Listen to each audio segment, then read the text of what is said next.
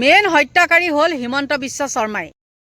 ভয়ংকৰ বিপদৰ আগজাননী নামনি অসমৰ বাবে। নমস্কাৰ বন্ধু বান্ধৱীসকল, নতুন এটা ভিডিঅ'লৈ আপোনালোকক আটাইকে স্বাগতম জনাইছোঁ। ভয়ংকৰ বিপদ আহিছে নামনি অসমৰ বাবে আৰু এই বিপদ হ'ব ইলেকশ্যনত। আৰু ইলেকশ্যনৰ আগে আগে যি নেকি প্ৰচাৰ নিৰ্বাচন চলাব আৰু সেই তাতেই তেতিয়া ভয়ংকৰ কিছুমান ঘটনা সংঘটিত হ'ব। আৰু স্বয়ং এই কথা কৈছে আমাৰ নতুনকৈ মুখ্যমন্ত্ৰীয়ে, যিহেতু জ্যোতিষী হৈছে আৰু সেই জ্যোতিষীৰ এয়া হ'ল আগজাননী। আপোনালোকে সকলোৱে গম পাই জুবিন গাৰ্গৰ মৃত্যু যেতিয়া হৈছিলে আৰু তেওঁ নিজ মুখেৰে স্বীকাৰ কৰিছিল যে জুবিন গাৰ্গৰ 500 বছৰৰ আগতেই মানে মৃত্যুৰ পৰিকল্পনা কৰিছিল। তেওঁ গোটেইখিনি কথা গম পাইছিলে আৰু 5জন মানুহ আছিলে, তাৰে 4জনে মাৰিছে, এজনে সহযোগ কৰিছে, এনেকুৱা কিবা কিবি ঢেৰ কথা।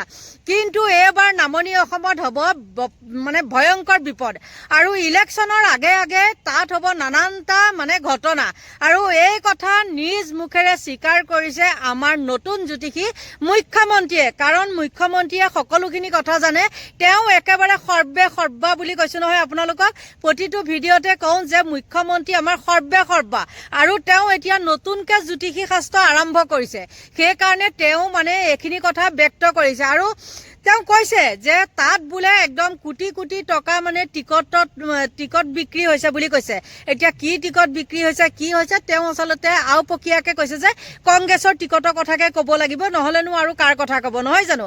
তেওঁ আৰু এটা কথা কৈছে যে জানুৱাৰী মাহতে মানে গৌৰৱ গগৈ পাকিস্তানৰ লিংকৰ সেইবিলাক মানে প্ৰমাণ দিব। তেওঁ ইমানখিনি জানে, পাকিস্তানী হয় নহয়, তেওঁ ইমানখিনি জানে, কিমান বেবাই থাকে আৰু সেই বেবাওঁতে মানে আমাৰ শুনিয়ে আমনি লাগিছে। আৰু তেওঁ যদি ইমানখিনি তথ্য হাতত মজুত আছে, তেন্তে হ'লে তেওঁ ইমান সময়ে কিয় গৌৰৱ গগৈক জেলত ভৰাই থৈ নিদিয়ে বাৰু। আৰু এই আচলতে এক বিপদৰ কথা যে তেওঁ আগজাননী দিছে যে তাত একদম এনেকুৱা হ'ব মানে পুলিচ দি বোলে তাত তত নাপাব। আপোনালোকে এতিয়া কওকচোন, এইবিলাক যে তেওঁ কৈছে আচলতে ইয়াৰ মাষ্টাৰ মাইণ্ড মুখ্যমন্ত্ৰী নিজে হয়নে নহয়। যিজন মুখ্যমন্ত্ৰীয়ে নেকি তেওঁ কলেজত পঢ়ি থকা দিনৰ পৰাই তেওঁ হ'ল 2 নম্বৰী। আৰু আপোনালোকে সকলোৱে জানে তেওঁ সেই আলফাৰ নাম লৈ পেলাই, আলফাৰ লগত জড়িত হৈ পেলাই তেওঁ সেই বন্দুক বাৰুদে সেই ৰান্ধনীলৈকে, কলেজৰ সেই ৰান্ধনীকে তেওঁ কি কৰিছিলে মানে চকীদাৰক আৰু ৰান্ধনীকে তেওঁ জড়িত কৰাইছিলে, মানে ফচাই দিছিলে। গতিকে তেনেকুৱা এজন মুখ্যমন্ত্ৰী আৰু তেওঁ সকলোৱে গমেই পায় কেনেকুৱা এজন 2 নম্বৰী, মানুহ হত্যাৰ পৰা আদি কৰি তেওঁ কেনেকুৱা কিমান কেছ আছে। আৰু তেনেকুৱা এজন মুখ্যমন্ত্ৰীয়ে যে এইবিলাক কামত জড়িত নহ'ব, কাৰোবাক মৰা কটা এইবিলাক যে জড়িত নহ'ব, আপোনালোকে মানে হেৰি কৰিব পাৰেনে, বিশ্বাস কৰিব পাৰেনে। গতিকে আপোনালোক একদম সাৱধান থাকিব। কাৰণ কি জানে, জীৱনটো দুদিনীয়া নহয় জানো। কিন্তু সেই বুলিয়ে যে আৰু আমি কাৰোবাৰ হাতত মৃত্যু হ'ম, একে সঁচা কথা কোৱাৰ কাৰণে যে মানুহে আমাক মাৰি পেলাব, তেনেকুৱা একদম হ'ব নোৱাৰে। গতিকে ভগৱানে বিচাৰ কৰিব তেওঁক। আৰু সকলোৱে জানে এই মুখ্যমন্ত্ৰীজনে নোৱাৰা কাম কি আছে। আপোনালোকে জানে তেওঁ এতিয়া একদম পূৰা পগলা হৈ আছে আৰু পগলা হোৱাৰ কাৰণে তেওঁ এইবিলাক কথা কৈছে। আৰু বিশেষতে জুবিন গাৰ্গক তেওঁ ন্যায় দিব কেতিয়াও নোৱাৰে, যিমানজন অভিবক্তা তেওঁ নিয়োগ নকৰক কিয়, তেওঁ কেতিয়াও নোৱাৰে। এতিয়া সেই 4জন দিছে, 5জন দিছে, কিবা ৰিয়াজুল দিছে, কিবা দিছে, এইবিলাক ঢেৰ কিবা কিবি, এইবিলাক নাটক ঢেৰ, কিন্তু তেওঁ কেতিয়াও ন্যায় দিব নোৱাৰে। মুঠতে বিজেপি চৰকাৰে ন্যায় দিব নোৱাৰে। আৰু এইখিনিতে মোক কালি মই যেতিয়া এইটো ভিডিঅ' দিছিলোঁ, মোক কৈছে আপুনি প্ৰতিটো কথাতে নিগেটিভ কিয় কয়। বাৰু দেখা যাব, তেওঁকো কৈছোঁ মই এতিয়া কমেণ্টটো বিচাৰিবলৈ নাযাওঁ, আপোনালোকে কমেণ্টটো চালে নিজে দেখিব। কাৰ কথানো ৰজে বাৰু সেইটোকে আপোনালোকক মই এতিয়া কৈ থলোঁ, কাৰ কথা ৰজে সেইটোকে চাম, হয়নে নহয়। গতিকে আমাক লাগে ন্যায়হে, ন্যায় দিব পাৰে যদি একেবাৰে বহুত ভাল কথা।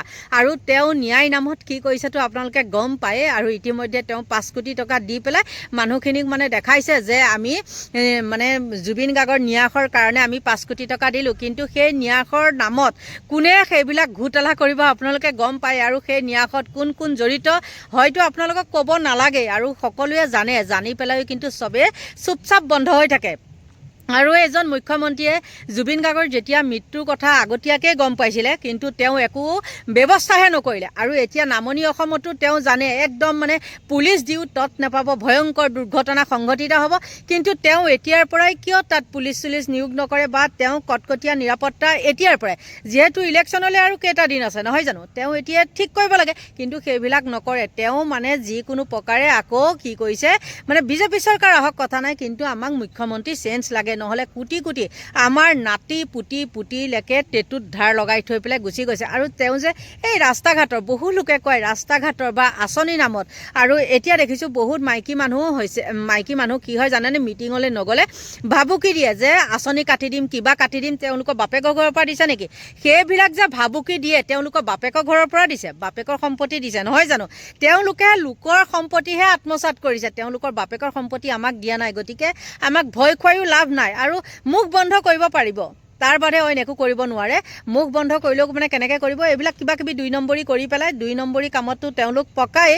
গতিকে তেওঁলোকে সেইবিলাকহে কৰিব পাৰিব। আৰু আপোনালোকক সকলোকে কৈছোঁ, নামনি অসমৰ মানুহক কৈছোঁ, আপোনালোক একদম সজাগ সচেতন হৈ থাকিব। এইজন মুখ্যমন্ত্ৰীক আপোনালোকে কেতিয়াও বিশ্বাসত নল'ব। কিবা কয় নহয়, আপোনালোকে যিমানেই যেনেকৈ সাপক গাখীৰ খুৱাই সাপটোৱে খুট মাৰিবই, ঠিক তেনেকৈ এই মুখ্যমন্ত্ৰীজনেও আঁচনি দি আকৌ আপোনালোকক খুঁটটো মাৰিবই। গতিকে সকলো জনসাধাৰণ এইবাৰ আকৌ সজাগ হৈছে। অতি সোনকালে আপোনালোকে গুৱাহাটী তেনেকুৱা এটা পৰিস্থিতি দেখিবলৈ পাব, হয়তো আপোনালোকে কল্পনাও কৰিব নোৱাৰিব।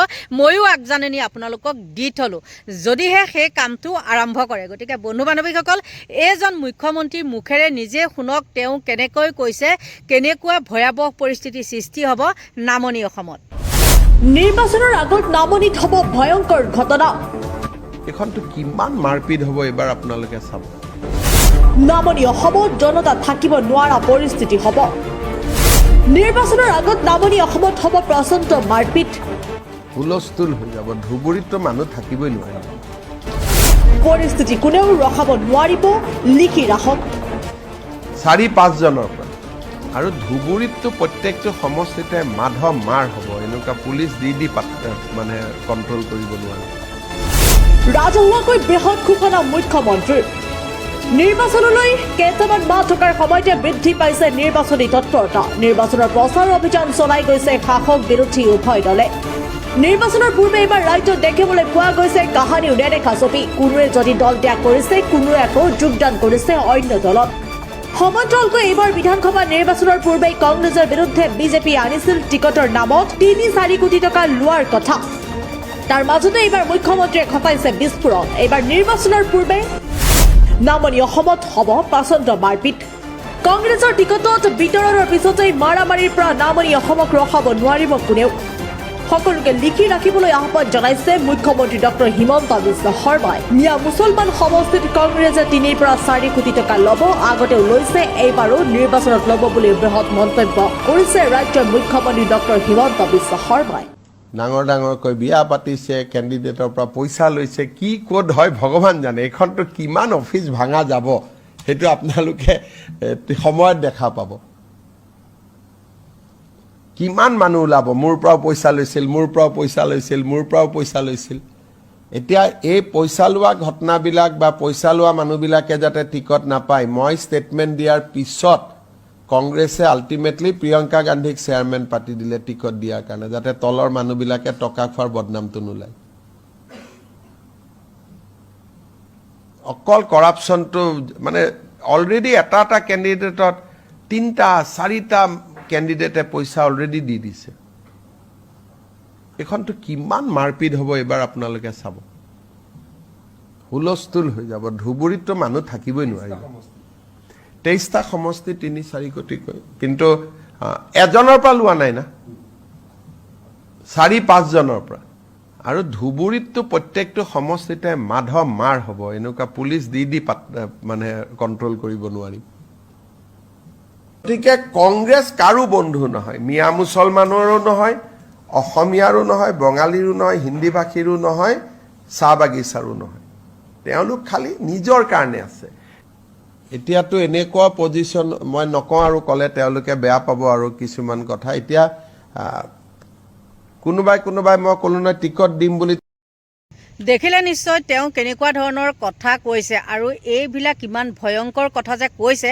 তেওঁক বাৰু গ্ৰেপ্তাৰ কৰিব নালাগেনে কওকচোন? আচলতে হত্যাকাৰী কোন? হত্যাকাৰী হ'ল খুদ হিমন্ত বিশ্ব শৰ্মাই। গতিকে বন্ধু বান্ধৱীসকল, সকলোকে ভগৱানে ভালে কুশলে ৰাখক, তাকেই কামনা কৰিছোঁ। আৰু মোৰ ভিডিঅ'টো ইমানতে সামৰণি মাৰিছোঁ। Bye bye.